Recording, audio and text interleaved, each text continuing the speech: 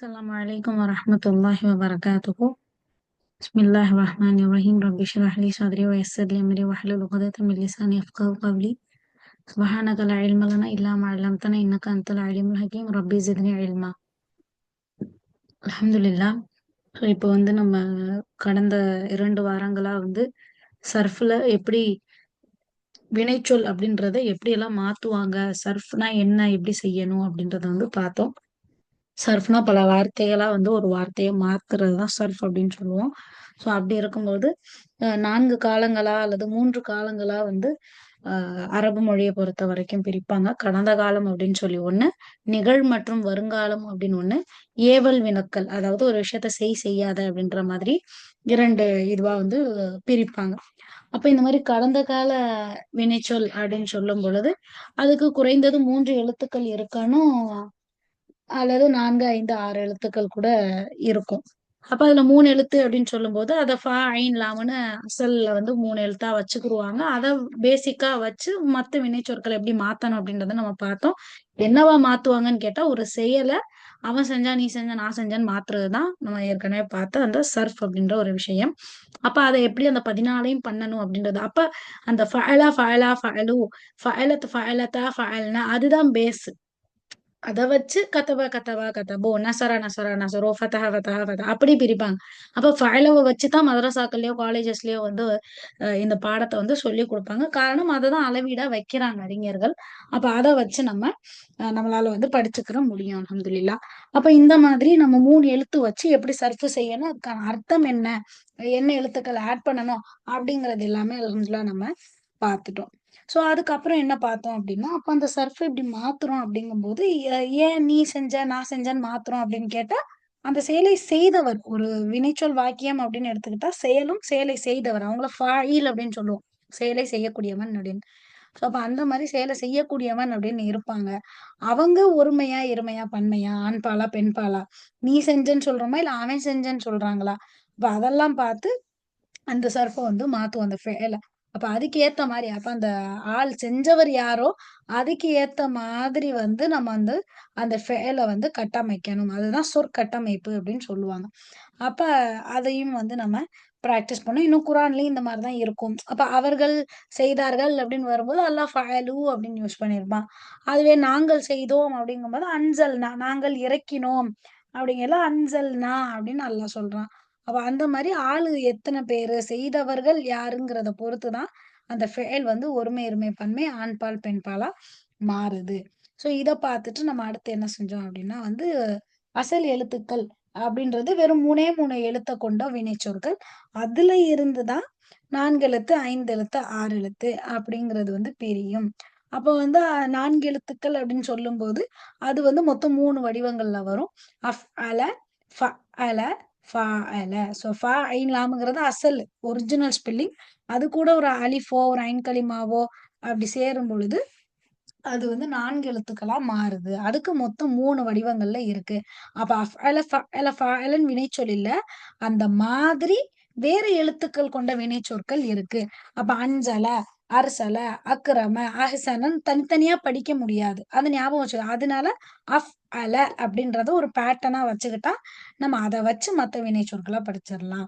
அதுக்கு நெறைய எக்ஸாம்பிள்ஸ் இருக்கு. அதேபோல அ 5 எழுத்து வினைச்சொல் அப்படின்னு, அதாவது அசல் எழுத்து 3 கூட 2 எழுத்துக்கள் கூடுதலா சேரும். இது மொத்தம் 5 வடிவங்கள்ல இருக்கு. என்னென்ன?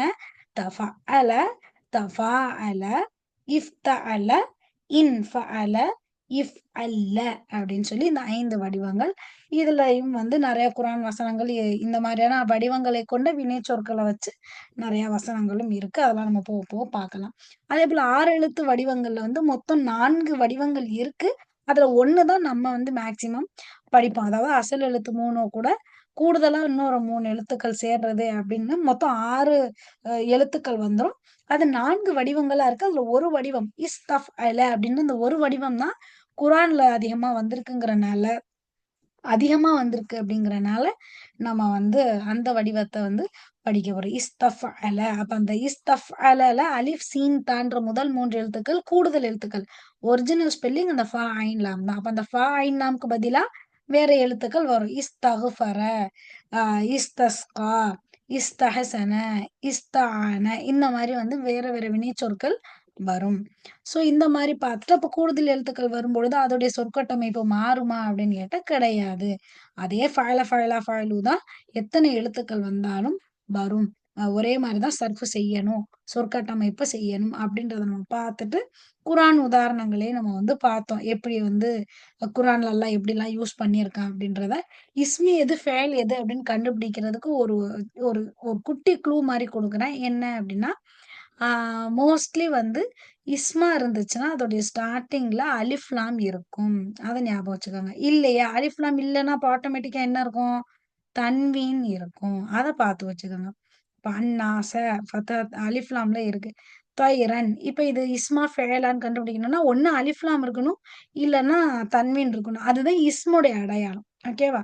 அப்ப சிஜ்ஜீலின் தன்வீன்ல இருக்கு. ஃபதத்தைனோ, கசரத்தைனோ, லம்மத்தைனோ அப்படி இருக்குன்னா, அது மேக்ஸிமம் இஸ்மா தான் இருக்கும். அதுக்காக அலிஃப் லாமும் இல்லாம, தன்வீனும் இல்லாம இருந்தாலே ஒண்ணு அலிஃப் லாம் இருக்கணும், இல்லன்னா தன்வீன் இருக்கணும். அதுதான் இஸ்முன்னு சொல்றோம். அப்ப 2மே இல்லாம இருந்துட்டு, அது ஃபெயிலுன்னு கண்ண மூடிக்கிட்டே சொல்லலாமான்னு கேட்டா கிடையாது. ஏன்னா நம்ம முதாஃப், முதாஃப் இலைன்னு ஒரு சட்டம் படிச்சோம். அதுல எப்படி வரும்? அந்த இஸ்முக்கு அலிஃப் லாமும் வரக்கூடாது, தன்வீனும் வரக்கூடாது.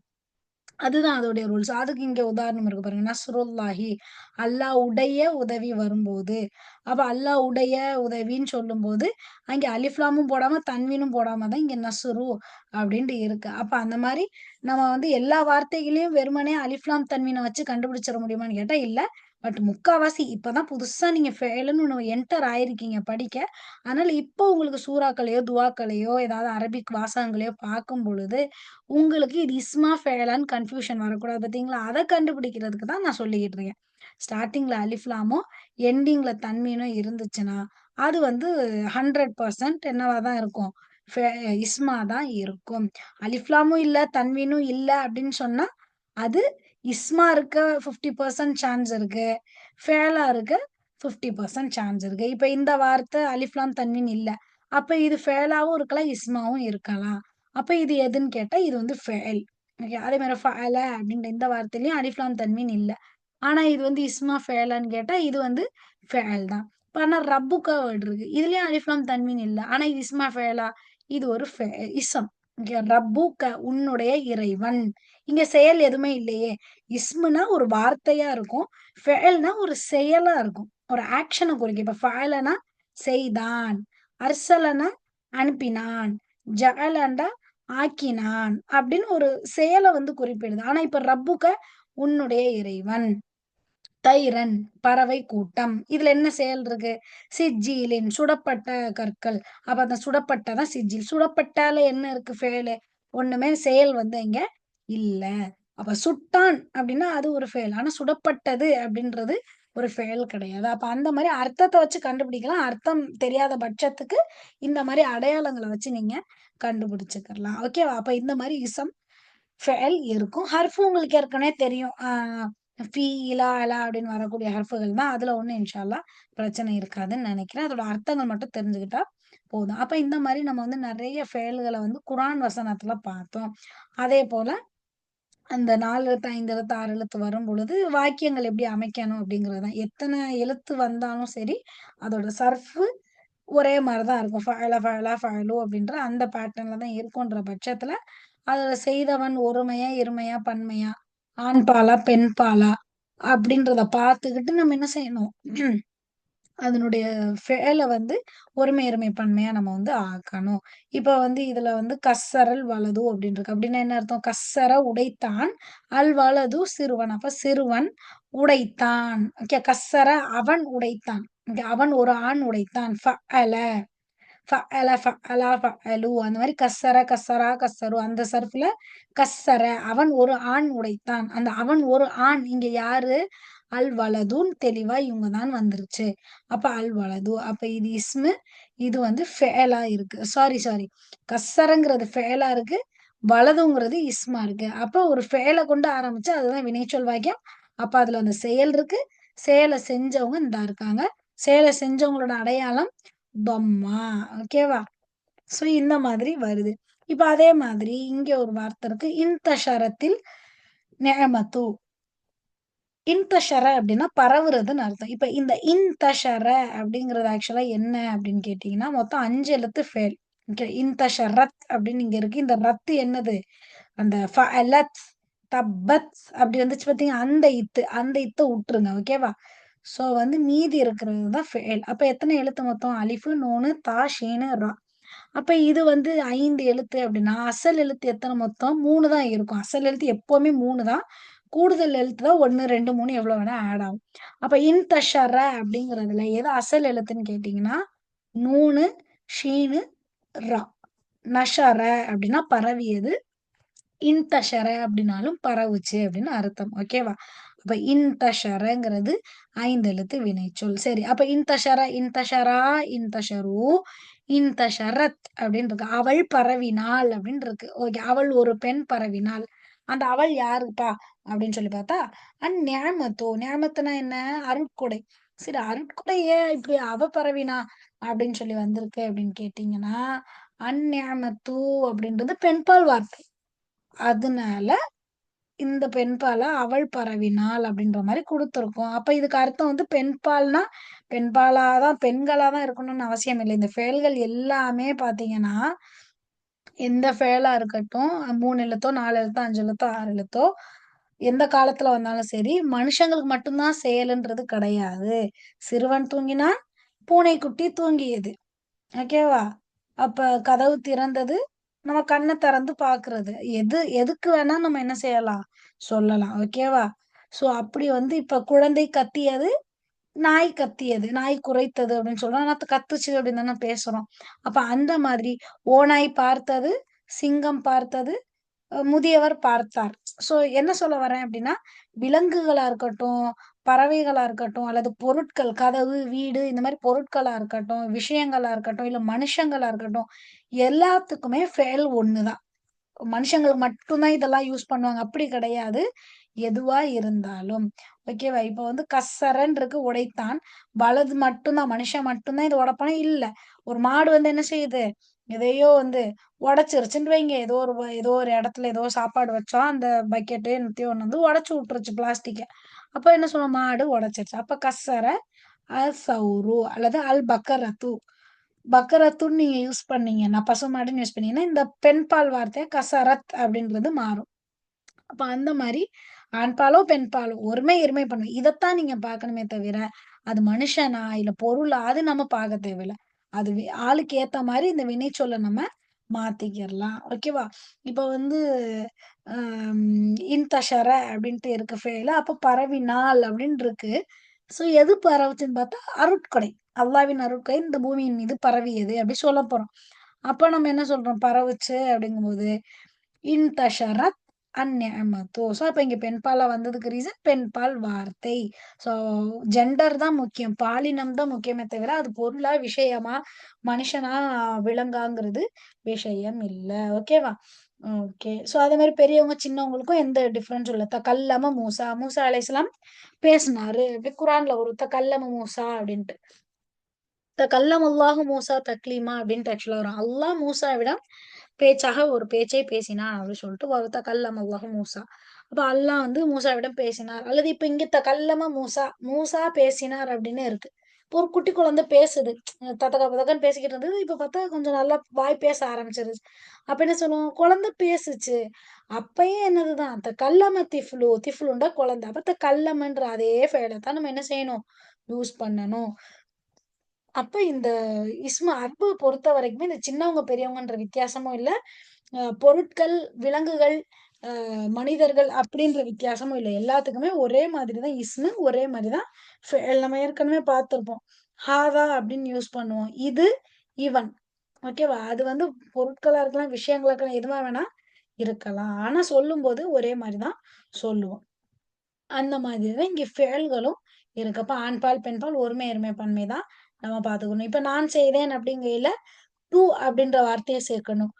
"நீ செய்தாய்" ஆண்பாலோ, பெண்பாலோ. "தாவோ, தீயோ" சேர்ப்போம். ஏன் அன்த, அன்டி அப்படி வரும்ல அந்த இது. அப்ப அத மட்டும் நீங்க மைண்ட்ல வச்சுக்கிட்டீங்கனாலே போதுமானது. இந்த வாரத்துக்கு உங்களுக்கு குடுக்குற ஹோம் ஒர்க் எப்படி இருக்கும் அப்படின்னு கேட்டீங்கன்னா, இந்த மாரி தான் இருக்கும்.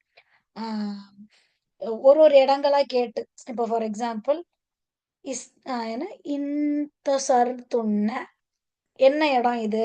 அப்படின்னு நான் கேட்பேன். அப்ப நீங்க அவர்கள் பல பெண்கள், நீங்கள் பல பெண்கள், நீங்கள் 2 ஆண்கள், நாங்கள் அப்படின்ற இந்த மாரி தான் பிராக்டிஸ் வந்து இந்த வாரம் இருக்கும். அந்த 14ல ஏதாவது 1, 2 வார்த்தைகள குடுத்து கேட்பேன். அத நீங்க வந்து என்ன செய்யணும்?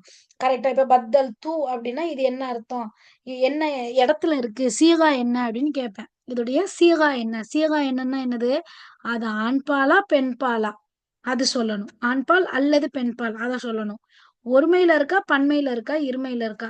அத சொல்லணும். ஒருமை, இருமை, பன்மை. இன்னொன்னு படர்க்கை, முன்னிலை, தன்னிலை. ஓகேவா? படர்க்கை, முன்னிலை, தன்னிலை. அவன் செஞ்சான் அப்படின்னு சொல்றோமா? முன்னிலை நீ செஞ்ச அப்படின்னு சொல்றோமா? இல்ல தன்னிலை நான் செஞ்சேன்னு சொல்லணுமா? இத வந்து நீங்க என்ன செய்யணும் கரெக்ட்டா கெஸ் பண்ணி எழுதணும். அதோட அர்த்தத்தையும் எழுதி, இதையும் எழுதணும். அப்ப 3 விஷயத்த தான் சீகா அப்படின்னு சொல்லுவோம். அது ஆண்பாலா? பெண்பாலா? ஒருமையா, இருமையா, பன்மையா? படர்க்கையா, முன்னிலையா, தன்னிலையா? படர்க்கைனா என்ன? காயிப். அவன் செஞ்சான், அவ செஞ்சா, அவங்க செஞ்சாங்க அப்படி வர்றது. முன்னிலைனா என்ன? நீ செஞ்ச, நீங்க 2 பேர் செஞ்சீங்க, நீ ஒரு பெண் செஞ்ச, நீங்க பல பெண்கள் இது. தன்னிலைனா என்ன? நான் செஞ்சேன், நாங்க செஞ்சோம். அப்ப இத வந்து நீங்க இந்த வாரம் வந்து பிராக்டிஸ் பண்ற மாரி இருக்கும். இத மட்டும் நல்லா பண்ணிட்டீங்கன்னா, அல்ஹம்துலில்லாஹ் மாதி நல்லா புரிஞ்சிருச்சுன்னா, அடுத்து வந்து முதாரி அதாவது நிகழ்கால வினைச்சொல் அப்படின்னு இன்னைக்கு ஒண்ணு படிக்க போறோம். அது வந்து உங்களுக்கு நல்லா வந்து கிளியர் ஆகிடும். ஸோ இந்த முதல் வாரம், அந்த முதல் தலைப்பு, 2வது தலைப்பு கடந்த கால வினைச்சொல், நிகழ்கால வினைச்சொல். இது 2 மட்டும் ஒருத்தங்க நல்லா அட்டெண்ட் பண்ணி படிச்சுட்டீங்கன்னா, மீதி வரக்கூடிய 7 வாரங்களும் உங்களுக்கு இலகுவா போயிரும் இன்ஷா அல்லாஹ். ஏன்னா இந்த 2 வாரத்த முதல் வாரத்த வச்சு தான் 2வது வாரம். 2வது வாரத்த வச்சு தான் 3வது, 4வது, 5வது, 6வது வாரம். இப்படியும் போகும். ஓகேவா? அப்ப 10வது வாரத்த விட்டு மத்த எல்லா வாரமுமே இந்த 2வது வாரத்த பேஸ் பண்ணி தான் இருக்கும். அதாவது 2வது தலைப்பு. நிகழ்கால வினைச்சொல். அந்த நிகழ்கால வினைச்சொல் என்னன்னா, முதல்ல வந்து கடந்த கால வினைச்சொல்ல படிச்சா தான் அது புரியும். அப்ப அந்த 2 தலைப்புங்கிறது ரொம்ப முக்கியம். அது மட்டும் புடிச்சுட்டீங்கன்னா, அல்ஹம்துலில்லாஹ் உங்களுக்கு மத்த எல்லா வாரங்களும் ரொம்ப ஈஸியா போயிடும். அப்ப அல்ஹம்துலில்லாஹ் ஸ்கிப் பண்ணிடாம வந்து பாருங்க. ஸோ இப்ப வந்து கடந்த கால வினைச்சொல் அப்படின்றத நம்ம அல்ஹம்துலில்லாஹ் பார்த்துட்டோம். இப்ப என்னன்னா, நிகழ்காலத்திலோ, இல்ல வருங்காலத்திலோ நடைபெறும் செயல குறிக்கிற நிகழ்கால வினைச்சொல். அது அரபில எப்படி சொல்லுவாங்கன்னா, அல் ஃபிஅலுல் முதாரிஉ அல் ஃபிஅலுல் முதாரிஉ அப்படின்னு சொல்லுவாங்க. ஓகே. அல் ஃபிஅலுல் முதாரிஉ நிகழ்கால மற்றும் வருங்கால வினைச்சொல். நான் ஏற்கனவே சொன்னேன், அரபில வந்து நிகழ்காலம்னு ஒண்ணு தனியா கிடையாது. இந்த செகண்ட் நிகழ்காலம். அது கடந்துட்டா கடந்த காலம். வரப்போறது வருங்காலம். அவ்வளோதான். இந்த ஒரு செகண்ட் தான் அரபுகள பொறுத்தவரைக்கும், அரபு மொழிய பொறுத்தவரைக்கும் நிகழ்காலம். ஏன்னாவே நிகழ்காலத்துக்குன்னு தனியா ஒரு ட்ராக்க குடுத்து நம்மள கஷ்டப்படுத்துற அல்ஹம்துலில்லாஹ். அந்த விதத்துல அவங்கள பாராட்டணும். இப்ப செஞ்சுகிட்டு இருக்கான் அப்படிங்கிறதுக்கும் அரபில ஒரே வார்த்தை தான்.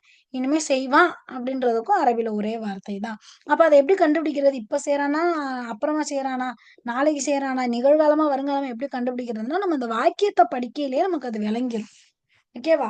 சாப்பிட்டுக்கிட்டு இருக்கான் அப்டின்ட்டு வரும். இல்லையா, நைட்டு சாப்பிடுவான் அப்டிங்கும்போது, அப்ப காலையில நடந்தத பத்தி பேசிக்கிட்டு இருக்காங்க. இனிமே தான் நைட்டு வரப்போது. அப்ப இனிமே நைட் சாப்பிடுவான்ட்டு வருது அப்டின்னு, உங்களுக்கு போக போக அதோடைய அந்த போங்கு வந்து என்ன செஞ்சிரும்? டக்குன்னு வந்து உங்களுக்கு புரிஞ்சிரும். ஸோ அத வந்து நீங்க வந்து ஒரு குழம்பிருமே 2 காலத்தையும் சேர்த்து வச்சா அப்டின்ற மாரி கன்ஃப்யூஸ் ஆயிக்க தேவையில்ல. அப்ப முதாரி' ஃபெல் முதாரி' அப்டின்னா நிகழ்கால மற்றும் வருங்கால அ காலத்துல நடக்கக்கூடிய விஷயங்கள, செயல்கள குறிப்பிடுறது தான் என்னது? ஃபிஅலுல் முதாரி. சரி, இந்த ஃபிஅலுல் முதாரி எப்படி எடுப்பாங்க? எப்படி இத வந்து கட்டமைக்கணும் அப்படின்னு சொல்லி கேட்டா, அதோட மெயினானதே, அது கடந்த கால வினைச்சொல்ல இருந்து தான் எடுப்பாங்க. அதுதான் இப்ப விஷயமே. அப்ப நமக்கு தெரியணும். அ கடந்த கால வினைச்சொல் எப்படி வரும்? அந்த 3 எழுத்து இப்படிதான் அது மாறுச்சு.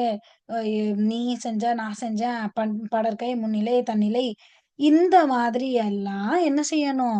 நமக்கு அது நல்லா மண்டையில உட்கார்ந்தா தானே இது நமக்கு விளங்கும். ஒரே வார்த்தையில போட்டாங்க. கடந்த கால வினைச்சொல்ல தான் முதாரி வரும். நிகழ்கால வினைச்சொல் வரும் அப்டின்ட்டாங்க. அப்ப கடந்த கால வினைச்சொல் நமக்கு டாப் டூ பாட்டம் ஞாபகம் இருக்கணும். அதுலயும் நம்ம கடந்த கால வினைச்சொல்ல மெயினா ஒரு விஷயம் சொன்னோம். என்ன சொன்னோம்? முதல் எழுத்து, கடைசி எழுத்து ஃபத்ஹால இருக்கும். நடு எழுத்துல ஃபத்ஹா இருக்கலாம், கஸ்ரா இருக்கலாம், தொம்மா இருக்கலாம்னு ஒண்ணு பேசணும். ஞாபகம் இருக்கா? அப்ப அதுவும் இங்க திரும்ப வரும். அப்ப அந்த வாரத்துல படிச்சது தான் 3வது வாரத்துல நமக்கு உதவ போகுது இன்ஷா அல்லாஹ். அப்ப இப்போ ஸ்டெப் பை ஸ்டெப்பா பார்த்துருவோம். கடந்த கால வினைச்சொல்ல இருந்து தான் முதாரி நிகழ்கால வினைச்சொல் எடுக்கணும். கடந்த கால வினைச்சொல் அரபில என்ன சொல்வோம்? ஃபெஅல், மாதி. ஃபெல் மாதி அப்படின்னு சொல்லுவோம். இப்ப நிகழ்கால வினைச்சொல் அல்லது வருங்கால வினைச்சொல் என்ன சொல்லுவோம்? ஃபெல் முதாரி. இதெல்லாம் என்ன ரொம்ப கஷ்டமா இருக்கே பார்க்க, கேட்க, சொல்ல அப்படின்னு நினைக்கலாம். இதே மாரி தான் நமக்கு முதாஃப், முதாஃப் இலை, இஸ்முல் இஷாரா, பிரதிபெயர் சொல், மௌசூப் சிஃபத்துன்னு சொல்லையில அப்படிதான் வித்தியாசமா பார்த்தோம். ஆனா, இப்ப அதெல்லாம் உங்களுக்கு மாஷாஅல்லா ஃபிங்கர் டிப்ல இருக்கு. உங்க எக்ஸாம் ஆன்ஸர்ஸ்லாம் பார்க்கும்போது, நல்லா நீங்க பாட்டுக்கு எழுதியிருக்கீங்க அல்ஹம்துலில்லாஹ். அப்ப உங்களுக்கு அது பழகிருச்சு. திரும்ப திரும்ப அந்த வார்த்தைகள சொல்லும்போது. அப்ப அந்த மாரி தான் ஃபர்ஸ்ட் டைம் கேட்கல கஷ்டமா தெரியுமோன்னு தோணலாம். ஆனா அது கஷ்டம் கிடையாது. ஓகே. சரி. இப்ப இந்த கடந்த கால வினைச்சொல்லிலிருந்து, நம்ம நிகழ்கால வினைச்சொல்ல எடுக்க போறோம். நிகழ்கால வினைச்சொல்னா, இப்ப நடந்துகிட்டு இருக்கு, இல்ல இனிமே நடக்க போகுது. சாப்பிட்டுட்டு இருக்கேன் அப்படின்னு சொல்றது. இல்லன்னா சாப்பிடுவேன் அப்படின்னு சொல்றது. ஓகேவா? ஸோ இப்ப அத என்ன செய்யணும்னா, கொடுக்கப்பட்ட செயல்களின் தொடக்கத்தில் அலிஃப், தா, யா, நூன் இவற்றில் ஒன்றை சேர்க்கவும். ஓகேவா? சமையல் குறிப்பு மாதிரி முதலில் அடுப்பை வைக்கவும், அடுப்பை பற்ற வைக்கவும், அதுல பாத்திரத்தை வைக்கவும், அந்த மாரி இது ஸ்டெப் பை ஸ்டெப்பா வரும். ஏன்னா மாதிங்கிறது ஒண்ணும் கிடையாது.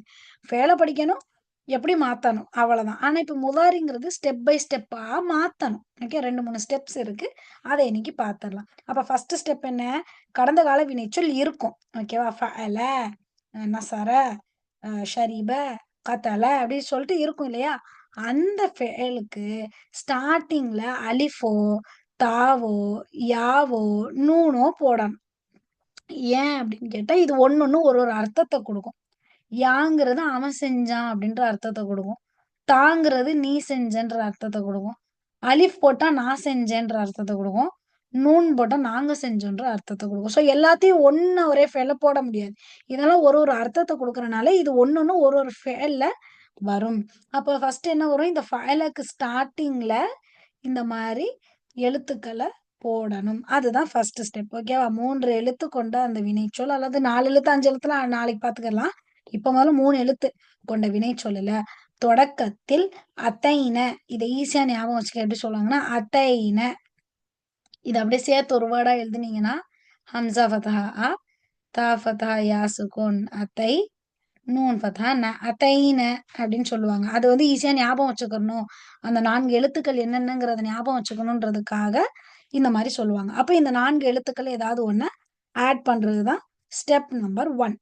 ஸ்டெப் நம்பர் 2 என்ன அப்படின்னு பார்த்தா, இப்ப ஃபஅலன்ற வினைச்சொல்லு கூட ஸ்டார்ட்டிங்ல ஏதோ ஒரு எழுத்து சேர்ந்துருச்சு. அலிஃபோ, தாவோ, யாவோ, நூனோ ஏதோ ஒண்ணு சேர்ந்துருச்சு.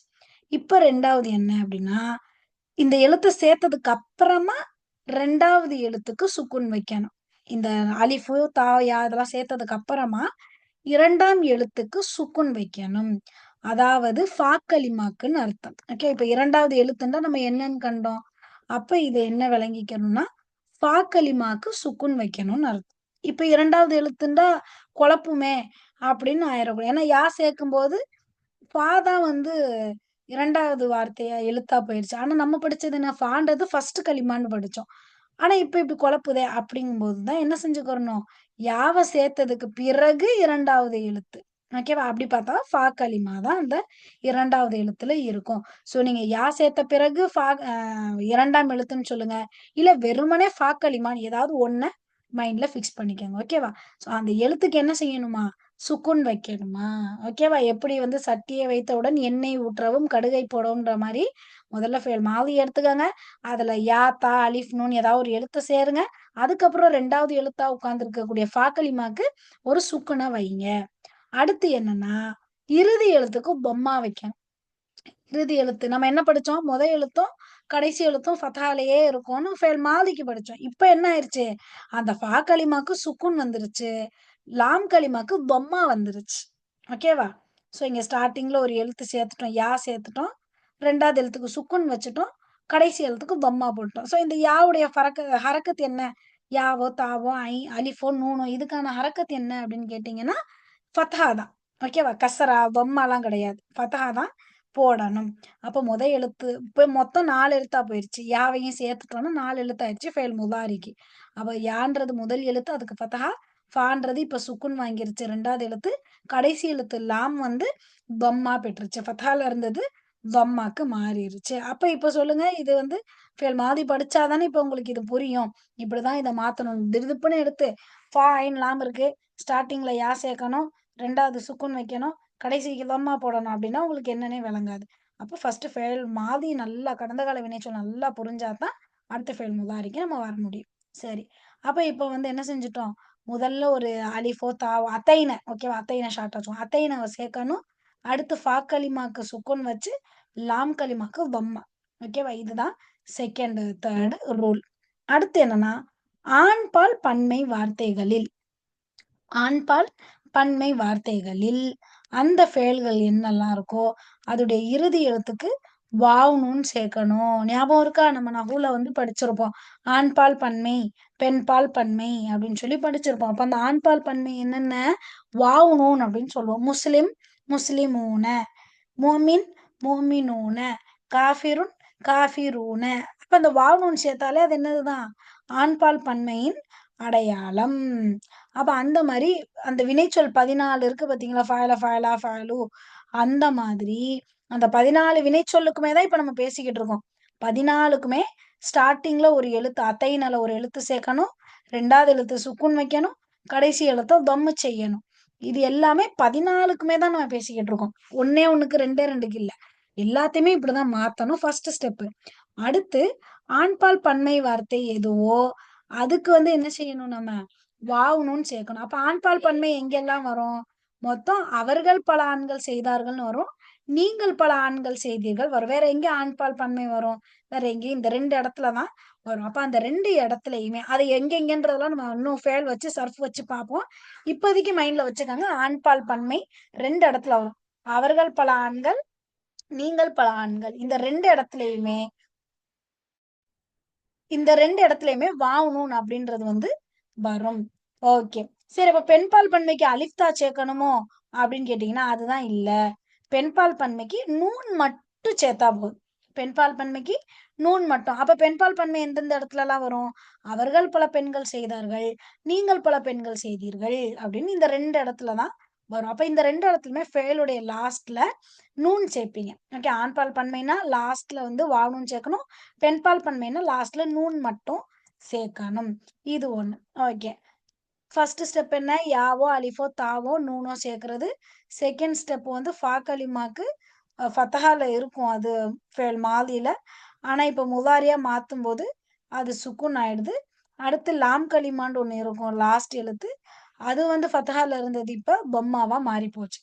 அடுத்து என்ன சொன்னோம்? ஆண்பால் பன்மை வார்த்தைகள் வந்தா வாவ் நூன் சேர்க்கணும். பெண்பால் பன்மை வார்த்தைகள் வந்தா நூன் சேர்க்கணும். இப்படின்னு பார்த்திருக்கோம். இது 2 2 இடங்கள்ல வரும்னு பார்த்திருக்கோம். அடுத்து ஓகே. இப்ப பன்மை முடிஞ்சு போச்சு. அப்ப வேற என்ன? இருமை இருக்கு. நீங்கள் இருவர், அவர்கள் இருவர், நாங்க அப்படி சொல்லிட்டு இருவர் இருவர்ட்டு வரும். நீங்கள் இரு ஆண்கள், நீங்கள் இரு பெண்கள். நீங்கள் இரு அவர்கள் இரு ஆண்கள், அவர்கள் 2 பெண்கள் அப்படி சொல்லிட்டு 4 இடத்துல வரும் இருமை.